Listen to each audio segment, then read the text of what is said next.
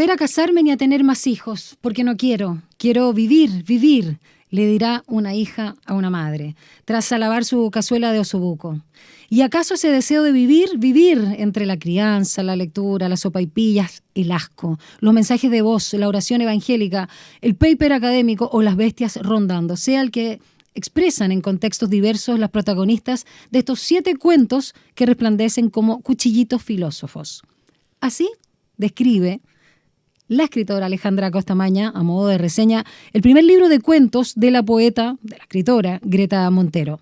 Bueno, historias de mujeres que retratan lo que son, pero también lo que podrían ser, la violencia que pesa sobre ellas, pero también un dejo de emancipación, más que un dejo. De eso se trata, y es parte de lo que vamos a conversar con la autora, Greta Montero, del libro de relatos Yo no soy esa, a propósito también de la canción que uno no deja de sonar ahí, de Mari Trini, que es parte del epígrafe también de este libro. Bienvenida, Greta Montero, a Radio USACH, ¿cómo está ahí? Bien, gracias, muchas gracias por la invitación. Me alegra estar acá, conocerte y me parece muy bueno el programa. Gracias, linda. Yo te contaba fuera de micrófono que cuando me llegó el libro ya me gustó de entrada. Editorial aparte, que hizo una muy buena también portada. Y el título, por supuesto, el título es muy elocuente y tiene también esa ironía que se ve, ese tono, ese humor negro bien exquisito y bien logrado en los 7 relatos, que son muy breves, pero no por eso menos impactantes, ¿no? Menos golpeadores en ese sentido. Antes de adentrarnos en los respectivos cuentos, donde tengo algunos comentarios y preguntas, como te mencionaba antes, me gustaría también, a propósito de lo que la entrevista, que la leí luego, en la revista Oropel, en relación a pasar de la poesía a los cuentos, cuando tú ya antes, de chica, en la adolescencia, escribías cuentos. Pero algo te pasó también quizás con la autoexigencia que no seguiste hasta retomarlo después de los 30 años. Claro, cuando era chica escribía cuentos, que es lo más normal, porque uno en realidad cuando es chica no lee poesía. De repente se encuentra en los libros de texto del estudiante, ¿cierto? Algunos poemas de Gabriela Mistral, pero uno no sabe mucho de poesía y no te hace leer poesía cuando eres pequeño, ¿no es cierto? Entonces yo empecé con la narrativa, leía mucho de chica, me comía los libros y empecé escribiendo cuentos. Después me pasó ya en la universidad, que, digamos, me involucré con un poeta y al final empecé a escribir poesía también, ¿no es cierto? Y empecé a practicar más en este género y finalmente eso conllevó que publicara libros de poesía, pero siempre leí mucha narrativa, siempre leía novelas. Y entonces siempre tenía esta idea de que a lo mejor, porque mi poesía también es bastante narrativa, yo podía explorar también el género de la narrativa y sentir quizás que también podía hacer eso bien, digamos. Como que ya sentí que había llegado a un nivel en poesía y necesitaba explorar otros géneros. Y nivel que para muchos escritores no es fácil de lograr a través de la poesía, en este caso con tus libros Damis, Balada del Señor Cuervo y Un día quemaré sus castillos, ¿no? Y también, bueno, este último se publicó en España con otro título, ¿no? La poesía acabó con nosotras. Y este libro, Yo no soy esa, ¿cuán cómoda también te sentiste con relatos que son, insisto, bastante impactantes? Y hablábamos, porque tú eres de Coronel, que no lo había mencionado, de lo que te puede ofrecer un territorio, ¿no? De lo que te puede ofrecer en cuanto a imaginario y sobre todo en cuanto a ciertos elementos que están dando vuelta en un territorio. En este caso puede ser una ciudad donde quizás somos más anónimos por las dinámicas en algo más grande y más complejo, pero en lugares quizás un poco más pequeños donde se suele decir, ¿no? Pueblo chico, infierno grande, hay cosas más sabrosas, como ¿es Coronel tu Twin Peaks sí, local? Sí, absolutamente. Yo me considero absolutamente una escritora de provincia. Llevo aquí en Santiago viviendo como 14 años, me vine para hacer el magíster. En la USACH precisamente, sí, es literatura, pero me considero que mi origen está en Coronel. Además hay una cultura que es bien propia, o sea, alguien que es de Coronel no es de Lota, digamos, o sea, cada pequeña ciudad tiene su propia cultura y sus formas de ser. Y yo me considero absolutamente coronelina, hasta nací en el hospital de Coronel, así que más de coronel no puedo ser. Y ahí hay una cultura también que viene del carbón, ¿no es cierto? De lo que se da todo alrededor, ¿cierto? De las minas del carbón. Mi abuelo fue minero del carbón también en Lota y toda esa zona, ¿cierto? La zona del carbón tiene una historia particular. Y también, como dices tú, los pueblos chicos, o sea, muchos fenómenos. Ahí crecí, ¿cierto? Escuchando y viendo situaciones que me parecían muy de ese lugar. Y uno también lo contrasta ya después de adulta, cuando empieza a vivir en ciudades más grandes. Y claro, siento que si algo puedo entregar en mi escritura, que sea sustancioso, que sea interesante, puede ser precisamente esa vivencia de venir. Para mí es como un plus el venir de provincia y particularmente de Coronel. Ya vamos a hablar de en este caso, en este cuento que habla de la academia propiamente tal, ¿no? Y de lo que es ser escritora de provincia y estar acá en la ciudad y los imaginarios, ¿no? A propósito también de la reputación y el ascenso social. Pero quiero preguntarte, en cuanto a Coronel, voy a usar esa metáfora que es más o menos simple, pero el carbón, ¿no? ¿Cuánto tiñe, cuánto mancha, cuánto le da color o sombra a las vivencias que tú no solamente rescatas de Coronel en tu imaginario en general como escritores, sino que están presentes en Yo no soy esa? Sí, también están presentes en mis libros de poesía también. Si los vieras te darías cuenta que también hay mucho Coronel ahí. Y a mí me gusta mucho también la reescritura, entonces también tomo, por ejemplo, novelas del siglo XIX, eso lo hice como ejercicio en mis libros de poesía, y los llevo como al Coronel industrial de la época en la que yo crecí. Ahora, en el caso de estos cuentos, me parecía que era interesante hacer unos cuentos que, primero, bueno, hablaran de mujeres, que es donde yo me siento más cómoda, ¿cierto?, con protagonistas que expresaran cierto malestar o cierta resistencia respecto al patriarcado, qué sé yo, y esas dinámicas de poder que se dan en la sociedad actual, pero también que estuvieran algunos que tuvieran que ver con esta cultura que se genera en los pueblos, ¿no? Y que donde persevera mucho más, de manera mucho más cruel y arraigada en la mente de las personas, esta cosa patriarcal, cristiana. Por ejemplo, en Coronel es muy fuerte la iglesia evangélica, entonces yo crecí en una infancia que estaba muy marcada por la iglesia. Presente en Siervo de Dios. Sí, exacto. Entonces, ese tipo de realidades, como de construcciones que tienen que ver con crecer en cierto lugar, con gente que te inculca ciertas creencias, digamos, o ciertas maneras de vivir el mundo que son muchísimo más conservadoras que de lo que podríamos pensar. Uno dice, no, Chile es la gente piensa de otra forma, más liberal, qué sé yo, más abierta al feminismo y bla, bla. Pero en el Chile profundo, digamos, en el verdadero Chile, que está lejos de Santiago, la gente que tiene otra cultura más abierta, en realidad es bien conservadora.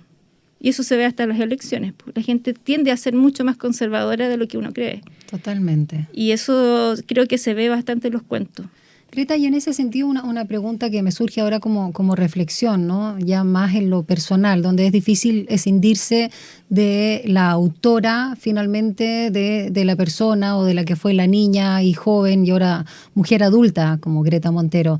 El hecho de vivir en un lugar con tanta a veces censura o represión o constricción o dolores, como están igual presentes en todos lados, la escritura te permitió de alguna manera no solo lograr un imaginario o un pequeño infierno o un lugar, a lo mejor no es solamente infierno, por supuesto, pero finalmente tomar esas situaciones que podrían incomodar y que le das un canal, un flujo a través de la escritura, no solo como insumo, sino como incluso para procesarlas, digerirlas, porque es parte también de tu condicionamiento como todos los tenemos.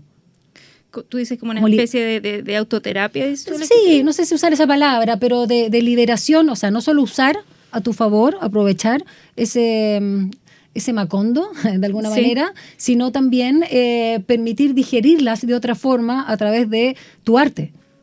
Sí, indudablemente que sí, y de hecho en los cuentos se expresa de manera mucho más visible y mucho más literal, ¿no es cierto? Porque en la poesía está como más cifrada. se expresa de otra manera. En cambio, los cuentos, creo que, claro, es un insumo, pero también es una manera de releer la propia historia mía y las historias con las que uno creció, ¿cierto? Mi abuelo era muy bueno para contar historias, por ejemplo, historias de la mina, la guagua de los dientes de oro, me acuerdo que nos contaba cuando éramos niños. Entonces, de hecho, mi abuelo, que apenas sabía, digamos, escribir muy bien, tenía un plato que él siempre lo mostraba y se jactaba al mejor orador, que él contaba muy bien las historias. Entonces, crecí con muchas historias. Mi abuela igual me contaba muchas historias de su infancia, de sus pasados. Mi madre también, por su lado, también tiene su historia. Entonces, sentí que tenía mucha historia en mi cabeza.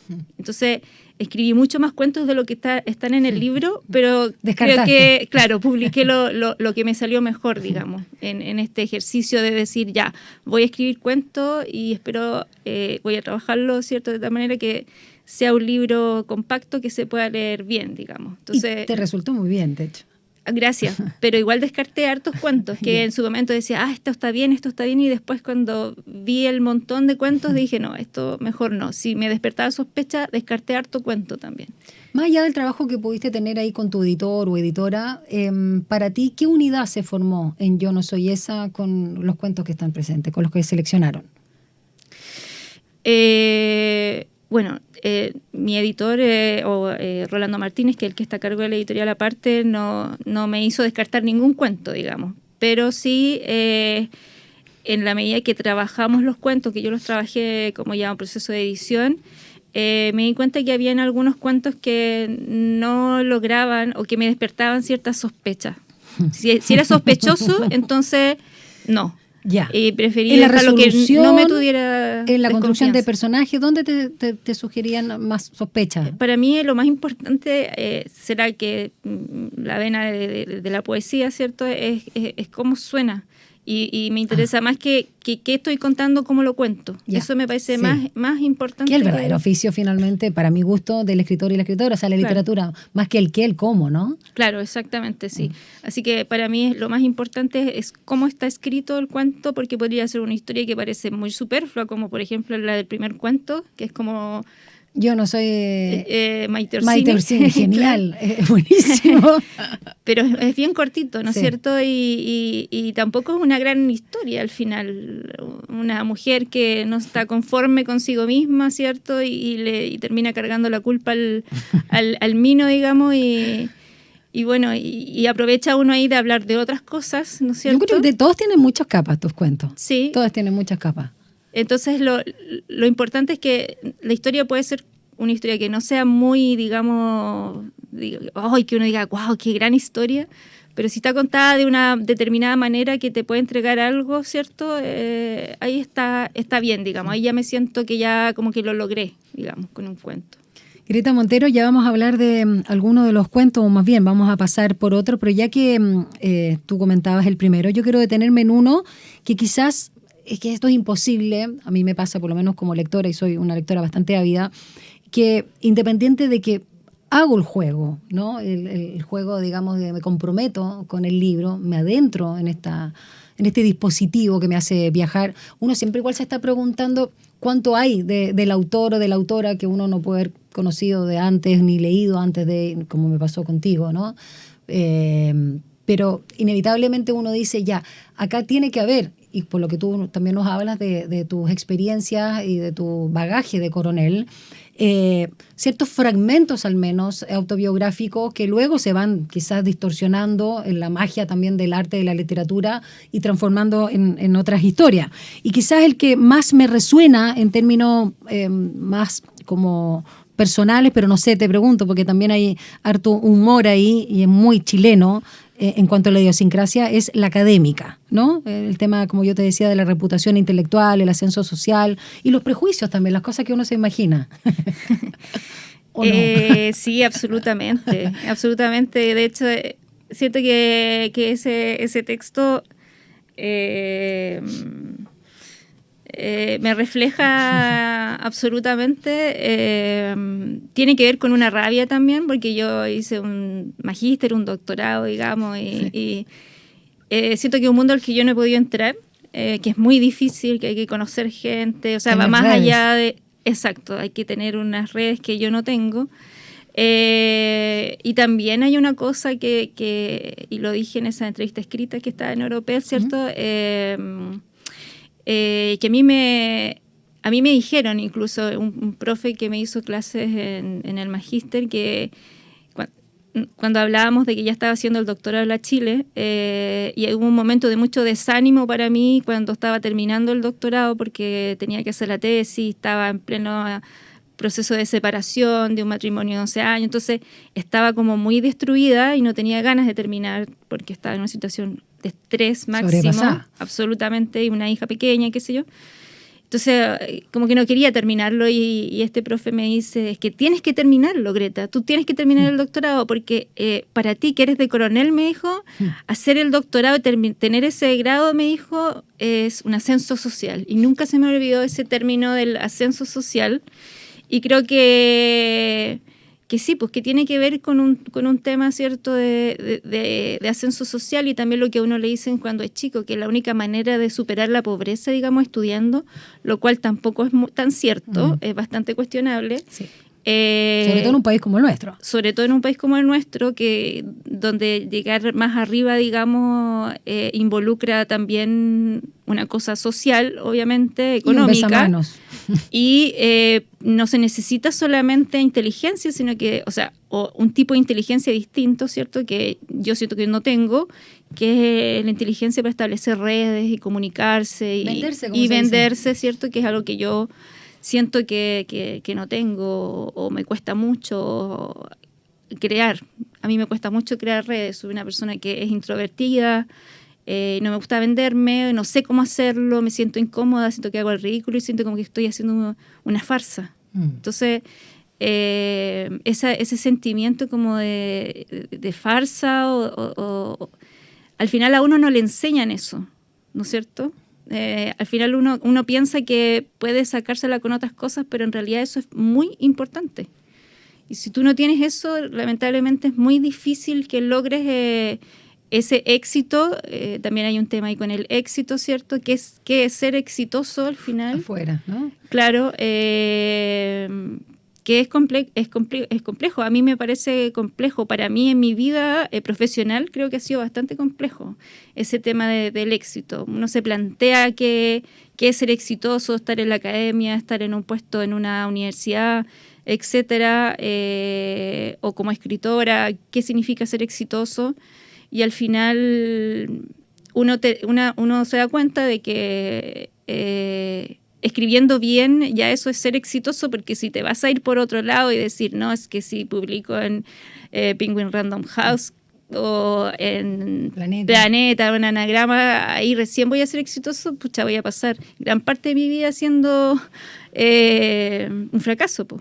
Y así no se puede vivir, po. Uno no puede ser feliz consigo mismo, digamos. No, a mí me parece, y concuerdo perfectamente con tu coherencia. Y voy a recoger lo que decías, algunos términos que son vivencias también, ¿no? Complejos, inseguridades, dolores, humillaciones, esta sensación del ridículo, el ser validada como mujer amante, como mujer madre, o en este caso profesional, intelectual, están presentes en todos los cuentos, pero de una manera también donde creo que es un muy buen salvavidas, y insisto que también tiene que ver con la idiosincrasia chilena, que es el humor, y el humor negro. Eso te ha salvado y te ha permitido, está presente también en tu poesía, que aún no leo.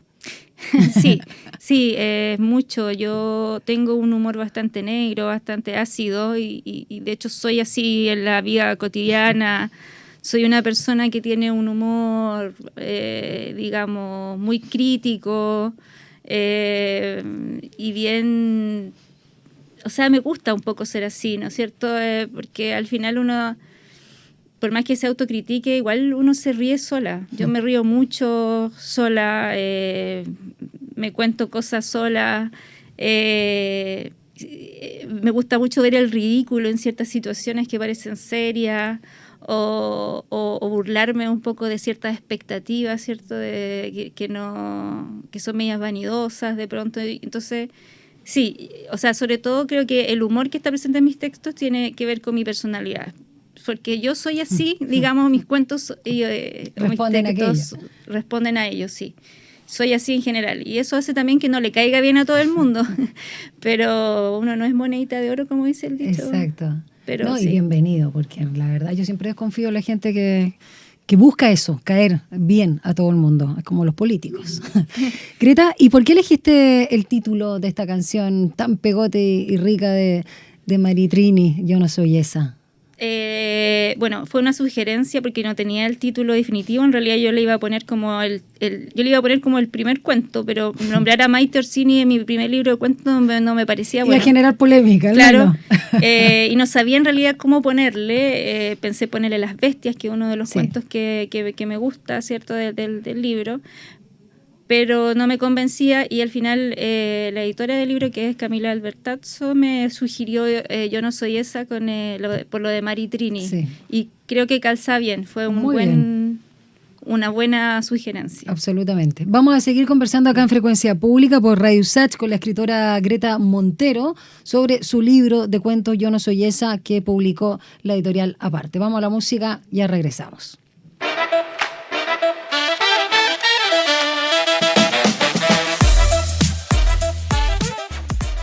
Seguimos conversando acá en Frecuencia Pública con Greta Montero, autora de este libro de relatos, de cuentos breves, impactantes, con muy buen humor y con harto cuerpo, yo diría, sobre todo en el sentido no de la extensión, sino, y eso es un gran logro, sino un cuerpo que tiene densidad, que tiene entrañas, tiene hueso, tiene vísceras, hartas vísceras, tiene órganos erógenos y bueno, todo ahí muy demarcado con una pluma muy buena y por eso te digo, Greta, que creo que lo lograste y no sé lo que dejaste afuera, pero a lo mejor hay material para un segundo libro o para la novela que también leí en Oropel que se viene, a ver si nos cuentas algo. Partamos el primer cuento, Yo no soy Maite Orsini, y acá es bien interesante porque con todo este tema que parece banal o que parece baladí, está finalmente algo que hacemos todos, ¿no? En esta zona patética en la que nos movemos todos los seres humanos, no solo las mujeres,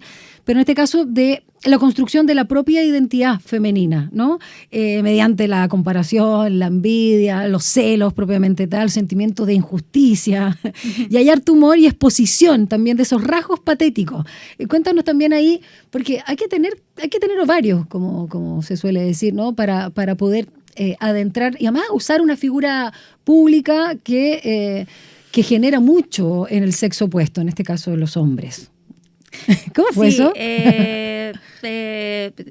Tengo una gran admiración por Maite Orsini, sobre todo por lo que genera.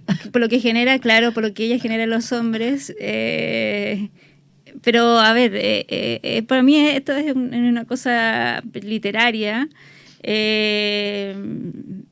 Pero para que veas que yo también veo tele. Claro. Y claro, me llamó la atención esta figura, ¿cierto? Que tiene que ver pero sobre todo con el tema del cuerpo. Yo creo que ese cuento habla del cuerpo y de las imposiciones que nos bombardean constantemente, ¿cierto? En los medios. De qué es ser bonita, qué es ser guapa, qué es ser inteligente o qué es ser exitosa como mujer, digamos, ¿no? Sí. Y esa imposición a veces estamos lejos de poder cumplirla, estamos lejos de poder llegar allá. La farmacéutica de la Sálcobra, la cajera de Santa Isabel, etcétera, etcétera, uno ve estas otras figuras y dice, chuta, si este es mi ideal, me falta tanto, o sea...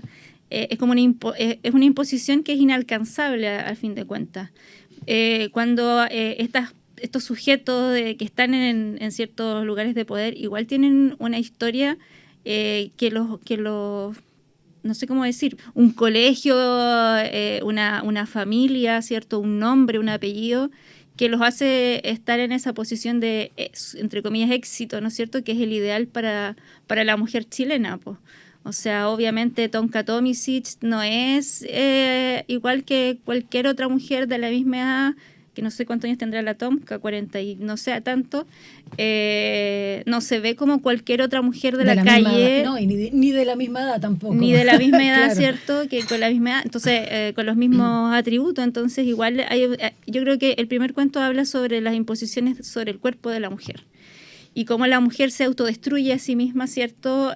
Por algo que sabe que es imposible de alcanzar o que le costaría mucho alcanzar. Y al fin de cuentas, esas mismas imposiciones nos trazan un camino que está condenado a la infelicidad o a sentirse insatisfecho contigo mismo. Es un ejercicio inútil y que da, digamos, que parte perdido, digamos, y realmente es inútil. ¿Y por qué, a propósito, si hablamos, pero quiero que ahondes porque algo dijiste, ¿no?, de lo que provocan? Si hablamos de figuras, y no estoy hablando solo del Congreso, pero ya que estamos, digamos, en el Estado, en este caso, elegir a una mujer bellísima y atractiva, y si hablamos de una belleza quizás más clásica e incluso transversalmente aceptada, como la ministra Vallejo, ¿no?, Camila Vallejo, es muy distinto quizás como tú la veías o necesitabas un personaje de lo que provoca una Maite Orsini respecto a una Camila Vallejo, ¿no?, en cuanto a mujeres bellas. Es que Maite Orsini erotiza su imagen. Camila Vallejo, uno puede decir, ¡ay, qué chica más linda! Pero nos la has visto con las calugas en la playa, ¿cierto?, en brazos de... Bueno, esa noticia fue hace varios amantes antes... Varios amantes atrás. Atrás, claro. Pero claro, o sea, hay una imagen que está propuesta en los medios que fue generada con cierta intención. Y que Maite Orsini la capitaliza. Todas las cualidades, ¿cierto? Como que es perfecta para el cuento. O sea, mejor que cualquier otra figura que se me pueda ocurrir en este momento, en este instante. Yo te decía que la cuenta pública dejó la patá, como dicen. Estaban todos ahí atentos a Maite Orsini. Ya, ese es uno de los primeros cuentos de Yo no soy esa, que hace un juego perfecto, por supuesto, con Yo no soy Maite Orsini. Hay uno que lo encontré muy bueno también en el formato. Hay dos que usan un formato distinto, con extractos de cartas de cuaderno y también de mensajes, en este caso de WhatsApp y con los audios, que es Mami, ¿no? De estos mensajes que nosotros podemos leer, una parte, ¿no?, de la comunicación de la hija a su madre, que ya es abuela, ¿no?, y donde solo leemos a esta mujer que pide ayuda además en cuanto a su maternidad. Y hay un intento acá, muy en línea también con el primer cuento, desesperado, pero en este caso de una validación en cuanto a mujer, madre, amante también, de permíteme respirar, pero también pide directrices. O sea, todavía no deja de ser hija en cuanto es madre y quiere tener la libertad de ser amante también, ¿no?, con todas las críticas y también las ayudas que puede dar la madre. Eso se da bastante, todavía muchas mujeres no cortamos ese cordón umbilical. Lazo. Exacto. Sí, exacto. Ese cuento es bastante autobiográfico. ¿A quién no le ha pasado? No debía haber dicho eso a lo mejor. De aquí no sale. Pero, claro, o sea, hay un tema ahí con la necesidad imperiosa de validarse ante una madre crítica, ¿no es cierto? Sí. Y que al final nunca alcanzas, ¿no? Nunca, como que siempre te falta algo para completar esa imagen de hija ideal, y que uno también crece con esa idea, ¿no es cierto?, de que como de madre perfecta, que está en todas, que uno vive para sus hijos, abnegada, pero a su vez, como estás también sola en el tema amoroso, no puedes darte, o sea, tu prioridad siempre son tus hijos. Entonces no puedes quitarle el tiempo a la familia, y no puedes ser mujer en otro ámbito de tu vida. O sea, al final uno nunca está completa. Siempre te falta algo. De ahí está el extracto, incompleta. Perdón, que menciona Alejandra Costamaña, ¿no? El de quiero vivir venía de ahí, ¿no? Sí, ese venía, alegato, ese. Sí, venía, sí. De ese texto, de ese fragmento, porque creo que es claro, es muy vivencial, porque al final con todas las imposiciones que tiene de ser buena madre, de ser trabajadora, buena en su trabajo, validarse como profesional, y además tener amantes, ¿cierto? O tener ese otro ámbito, porque al final parece mucho más fácil solamente ser madre, o solamente ser madre trabajadora, pero más encima tener un amante, o sea, en qué momento uno hace todas esas cosas y lo hace todo con éxito y con plenitud y además se siente buena. Porque si uno hace una cosa, como que te falla la otra. Sí.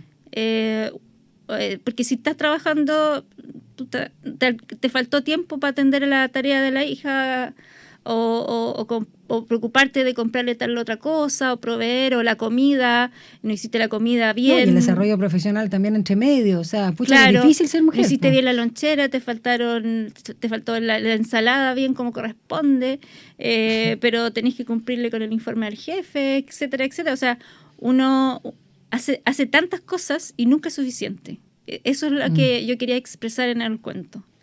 Y en los otros cuentos también, me imagino. Y es bien interesante poner solamente ese punto, ¿no? Esa voz de esta hija que es madre y necesita también ser amante y no es validada. Pero también uno quiere validar a la madre, por eso es una hija que constantemente le pregunta a la madre cómo se cuidan las plantas, cómo se hace tal comida, que a mí no me queda tan rica como a ti, etcétera. Entonces, también hay un interés de reciprocidad. Mira, mamá, yo te estoy validando. Esto yo seré profesional y seré esto y lo otro, pero yo no puedo hacer las cazuelas de osobuco como las haces tú. Exacto. ¿Cómo se hace? O sea, esta idea como de necesitar al otro, ¿no? Necesitar esa figura materna. La mamá tutorial. Claro, para que te valide a su vez y uno espera reciprocidad. O sea, valídame tú, a mí también como hija, madre, etcétera. Y yo te valido a ti como madre, que es la madre tradicional, ¿cierto? La madre que se queda en casa, que sabe todo sobre la cocina, que resuelve todos los problemas de los hijos, etcétera. Greta Montero, autora de Yo no soy esa, nos acompaña esta tarde acá en Frecuencia Pública por Radio USACH. Uno de los cuentos que más me impactó y que incluso me sorprendió por el giro que da, porque al inicio, las primeras, digamos, oraciones o los primeros párrafos, pensé que iba por un lado y luego va por otro y es ups, que es la solicitud, ¿no?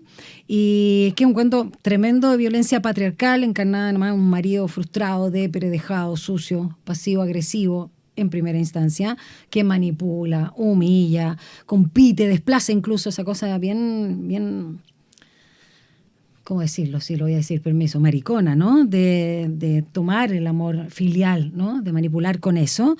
Y pasa ribetes mayúsculos de agresividad, pasa al cuerpo, rompe cualquier sentimiento de compasión y de incredulidad frente a un hombre a quien se quiso. Te quería preguntar si hay una intención también de alerta acá, junto con la denuncia, porque muchas mujeres, y yo también soy parte de eso, de conocer, ¿cachado? Cuando uno dice, no, pero es que este es piolita, tiene que ser bueno, no me va a engañar, o no va a ser, no sé si celoso, pero al menos no me va a meter con otras minas, no me va a hacer, digamos, ese juego. Pero puedes tener un enemigo y alguien muy macabro, como aparece en este cuento, en la casa. Como el perfil psicológico, digamos. Exacto, sí. Cuando yo escribí este cuento, antes de empezar a escribirlo, tenía la idea de este cuento, tenía la anécdota primero, ¿no es cierto? Que es la anécdota del perfil falso. Sí. Pero el cuento mi propósito fundamental era que expresara claro, como ciertas formas de maquinación en el pensamiento femenino, o sea, de manipulación del pensamiento femenino, que tienen estas personalidades narcisistas, que por lo general son varones. Por lo que yo he investigado, ¿cierto? El trastorno narcisista de la personalidad estadísticamente es más alto en los hombres que en las mujeres. Y hay mucho narcisista, ¿cierto? Que coopta, ¿cierto? a las mujeres, que precisamente no son cualquier mujer, porque yo también he conocido mujeres que dicen, a mí jamás me pasaría una cosa así, y a mí no, esto no me lo hace a mí. Casi te tratan de tonta, ¿no? Claro, como que te tratan de tonta porque caíste en eso. Y claro, también es cierto que así como existe el perfil narcisista, también existe el perfil de estas víctimas, que por lo general son mujeres que tienen baja autoestima, tienen una mirada sobre sí misma bastante precario, que está lleno de eso, porque además hay una cultura que te fuerza de cierta manera hacia ese camino, ¿cierto? Como de inseguridad sobre ti misma, sobre tu propia imagen, y la manipulación que se puede ejercer sobre el otro es muy potente y puede llegar a puntos que uno no se espera. uno dice, soy una mujer inteligente, con estudios, y mujeres inteligentes y con estudios han caído en manos de las mentes masculinas más, que uno dice, pero ¿cómo? Ella que es así y así, vive así. Entonces, lo que yo quería contar en ese cuento es una forma de manipulación que se da, que es muy común. A eso me refería con la alerta de alguna manera, ¿no? Sí, de como estos pobres tipos. Dar cuenta, claro, porque siempre como que quieren dar pena, pero sí. a su vez como que son ellos víctimas, pero víctimas. En el fondo son victimarios, ¿no es cierto? Sí. Nunca es suficiente para ellos, etcétera, y de una u otra manera se van apropiando de tu propia existencia. Hay yo digo escenas, porque cuando yo leo veo las escenas, pero hay unas líneas donde, al inicio incluso de la solicitud, donde tú describes muy bien a propósito de la corporalidad del otro y de esa dejadez, de ese abandono y esa humillación frente a la interacción sexual, que es bien fuerte, pero me encantó que también la escribieron, provoca muchas cosas. Bueno, en Ojos de Araña también me pareció súper interesante ese relato, ese cuento, sobre todo en su estructura, ¿no? Que recurre ahí a una narrativa que se arma mediante cartas de hojas de cuaderno. Aparenta ser un drama adolescente, pero siento que es bien ilustrativo, bien elocuente de algo que nos pesa a cualquier edad, que son los problemas de comunicación interpersonales, sobre todo cuando está el eros de por medio. Bueno, esa es mi interpretación como lectora. Sí, bueno, ese cuento fue muy entretenido para mí de escribir. Es el cuento más ficcioso de todos, es el que tiene menos que ver conmigo. Yeah. Pero porque yo soy profesora, entonces uno también con los años, ya llevo como 15 años haciendo clases en colegio. ¿Profe de lenguaje? Sí, de lenguaje. Entonces he visto tanto cabro, tanto tipo de estudiante, que uno entra a una sala y como que los empieza a identificar. Esta es la pinturita, esta es la que siempre se ve al espejo, este es el poeta, y aquí está el artista, aquí está el músico, aquí está Está la guerrera, la bacana. Claro, el tema de la popularidad es muy importante en la adolescencia. Aquí está el cabro solo, que seguramente los papás no lo pescan. Ahí uno con tanta cabro que ve pasar, ¿no es cierto?, por las aulas,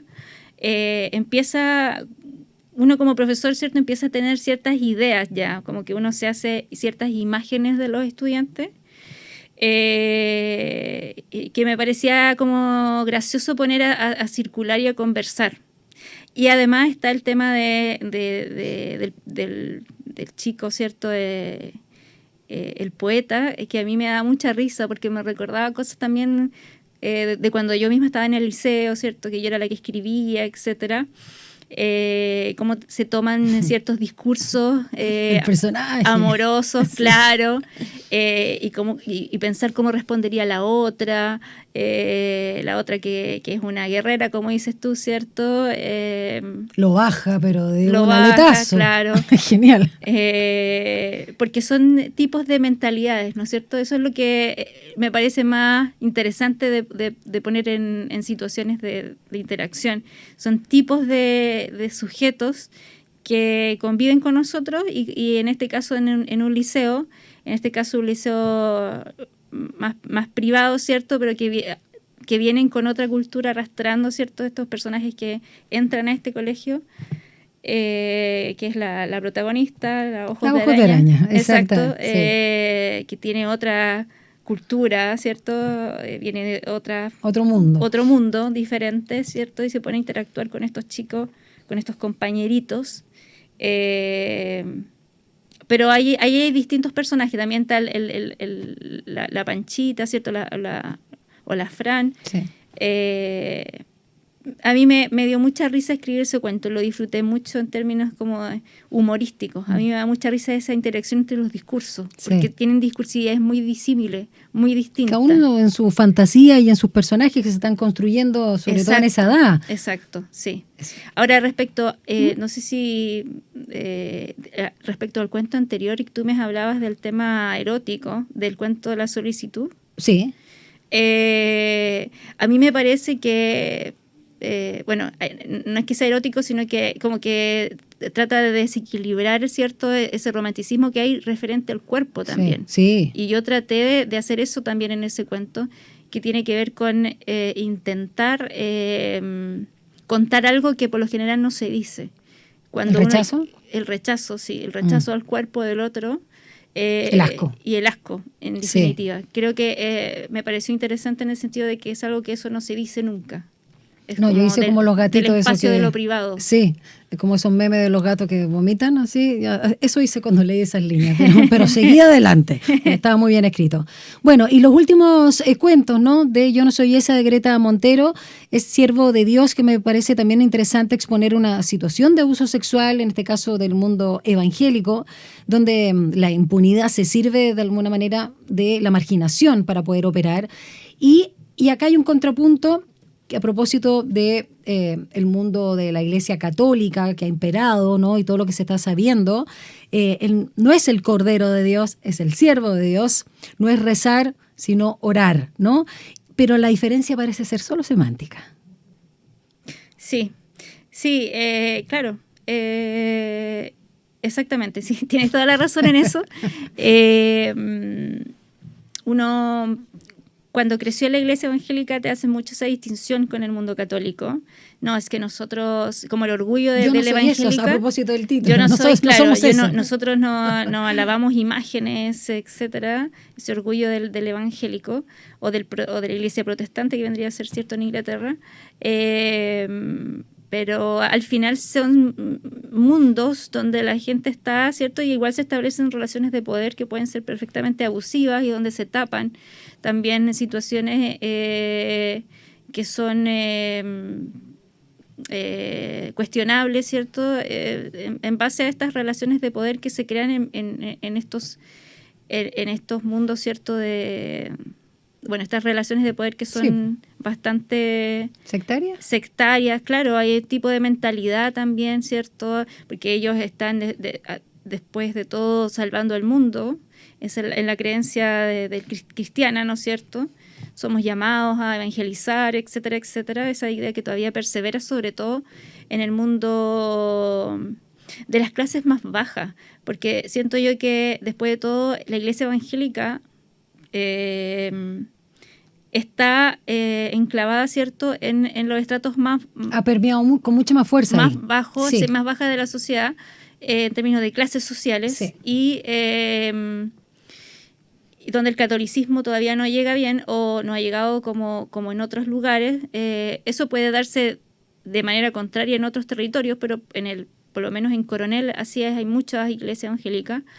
Y yo crecí en ese mundo, entonces, claro, habían ciertas situaciones que gente que no tiene ningún poder en su trabajo, que es un simple obrero de la construcción, ponte tú, sí tiene poder en la iglesia y sí tiene cargo, y eso como que le da algo que no tiene afuera. Claro. ¿No es cierto? Y claro, se dan relaciones de poder y como es propio, ¿cierto?, de estas... situaciones sociales donde hay jerarquías. Estas dinámicas. Estas dinámicas también se desarrollan situaciones que se tapan, ¿cierto?, para mantener un cierto orden. Sí, me gustó mucho eso porque finalmente uno se da cuenta que es lo mismo más allá de las palabras. Y bueno, ya hablábamos del penúltimo, que es la académica, ¿no? En este caso, el penúltimo cuento de tu libro. Y cerremos brevemente, en pos del tiempo, comentar algo de las bestias, ¿no? Que devela el incesto. Pero a mí me generó mucho dolor este cuento, que es bastante más dark incluso, ¿no? En su narrativa, en las locaciones, en este bosque. Quizás también es más Twin Peaks, a propósito de lo que comentábamos al inicio. Tú lo decías que era más western, pero este tema de la culpa, ¿no? Finalmente por las consecuencias de cómo nos castiga la sociedad. Claro, ese cuento... un thriller, ¿no? Sí. Yo me lo imaginaba cuando estaba escribiendo que era un western. ¿Por qué? Me lo imaginaba con vestidos de época. Ya. Claro, ya. con más pistola, epocal. Claro. Okay. Qué buena. Así me lo imaginaba Qué yo. buena. Pero claro, es un cuento muy breve que para mí, de hecho, primero era un poema y tiene más lenguaje, ¿cierto?, que otros textos narrativos. Y el incesto, yo te comentaba que es una dinámica que es bastante común, siento yo. Sí, claro. En el Chile profundo hay muchísimo incesto y no se habla de eso. Yo te hablaba y que, bueno, yo soy de la zona del Carbón y cuando yo crecí habían 3 liceos nomás y ahí uno se juntaba con mucha gente de tu misma edad. No tenías más opciones para estudiar en la enseñanza media y ahí uno terminaba encontrándose, no sé, pololos que se daban cuenta que eran medios hermanos, etcétera, porque se daba mucho eso que el minero tenía más de una familia en distintos cerros. Entonces, creo que ese tema tabú del incesto es mucho más común de lo que aparece en la superficie. ¿Sabes por qué no me llevó al western? Por el paisaje. Los bosques no me coincidían con el imaginario que yo tengo de los western. Claro. Necesito un lugar más árido o más seco, si quiere, bueno, lo mismo. Claro, era un western del sur. Del sur, claro, por eso quizás lo llevé a otro lugar. Y por último, Greta Montero, junto con felicitarte, la verdad es que muy buen libro, me lo devoré literalmente en un ratito y entretenida, tomada, y eso es lo que me gustó mucho. Tienes muy buena pluma, me encantó tu humor y también tu imaginario, no le sacas el poto a la jeringa. Y quiero preguntarte a grandes rasgos lo que nos puedas contar, ¿no? De tu novela que, no sé, ¿estará para el próximo año? Sí, ahí hay que ver el tema con la editorial que la tiene. Me habían dicho que para el segundo semestre se iba a trabajar.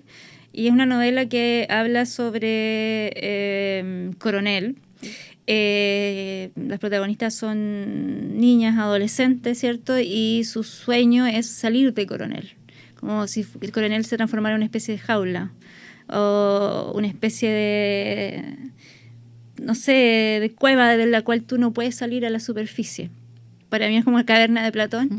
Pensé lo mismo. Exacto. Donde tú estás, ¿cierto?, en cierta realidad encadenada y ves solo las sombras del exterior y te imaginas un mundo que no tienes idea cuál es y no puedes salir de ahí.